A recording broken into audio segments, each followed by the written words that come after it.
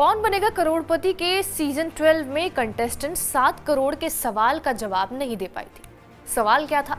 सवाल ये था कि सुभाष चंद्र बोस ने सिंगापुर में किस जगह आजाद हिंद सरकार बनाने का ऐलान किया था।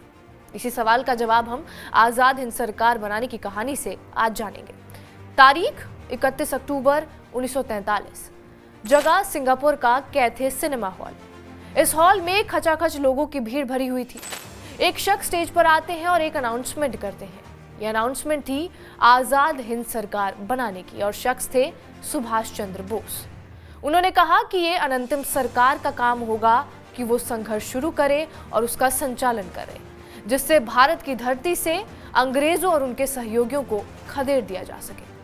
सुभाष चंद्र बोस ने सरकार बनाने के बाद ये शपथ ली थी कि मैं सुभाष चंद्र बोस 38 करोड़ भारतीयों को आजाद कराने की शपथ लेता हूं और मैं अपने भारतीय भाई बहनों के लिए अपने जीवन का अंतिम मूल्य भी चुका दूंगा।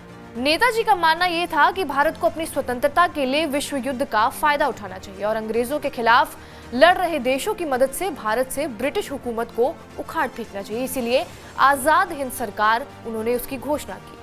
सुभाष चंद्र बोस का मानना था कि सशस्त्र संघर्ष से ही भारत को आजाद करवाया जा सकता है। साल 1920 और 1930 के दशक में वो भारतीय राष्ट्रीय कांग्रेस के कट्टरपंथी दल के नेता रहे। 38 से 39 में कांग्रेस अध्यक्ष बनने की राह पर आगे भी बढ़े थे, लेकिन वो ज्यादा दिन तक अध्यक्ष भी नहीं बने रहे क्योंकि उनके और महात्मा गांधी के विचार एक दूसरे से मेल नहीं खाते थे। इसके लिए वो अलग अलग देशों में गए और दूसरे विश्व युद्ध में उन्होंने अहम भूमिका निभाई। उन्होंने इसी वजह से जापान में आजाद हिंद फौज का पुनर्गठन किया और जापान के साथ अस्थायी सरकार की स्थापना कर डाली। दरअसल तब जापान ने भी भारत की आजादी में दिलचस्पी लेना शुरू कर दी थी। जापान ने 23 अक्टूबर 1943 को आजाद हिंद सरकार को मान्यता दी।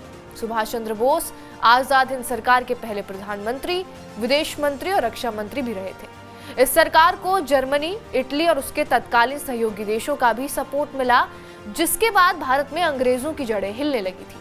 आजाद हिंद सरकार का अपना बैंक भी था, जिसे आजाद हिंद बैंक का नाम दिया गया था और इसकी स्थापना साल 1943 में ही हो गई थी। इस बैंक ने 10 रुपए के सिक्के से लेकर 1 लाख रुपए तक का नोट जारी किया था और 1 लाख रुपए के नोट पर भी नेताजी सुभाष चंद्र बोस की तस्वीर छपी हुई थी। इस सरकार का अपना डाक टिकट, अपना झंडा और तिरंगा था और वहीं राष्ट्रगान जनगण मन को भी मनाया गया था।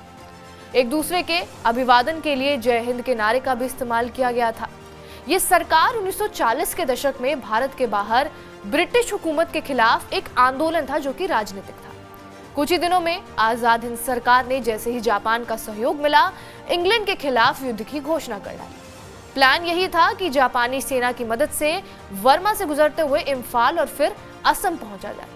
वर्मा के मोर्चे पर तो कामयाबी मिल गई क्योंकि भारत में अंग्रेजों के खिलाफ उस समय बहुत गुस्सा था, जिसके पीछे कई कारण थे। एक तो ये भी था कि अंग्रेज भारतीय सैनिकों को युद्ध में भेज रहे थे, जिससे कांग्रेस और बाकी पार्टियां सहमत नहीं थी। उन्होंने महात्मा गांधी से जीत का आशीर्वाद मांगा।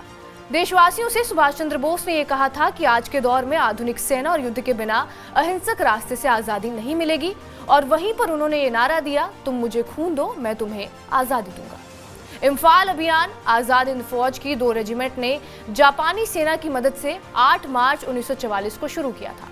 22 जून 1944 तक ये युद्ध जारी रहा और जापान और आजाद हिंद फौज को पीछे हटना पड़ा। सुभाष चंद्र बोस ने तब भी हिम्मत नहीं हारी।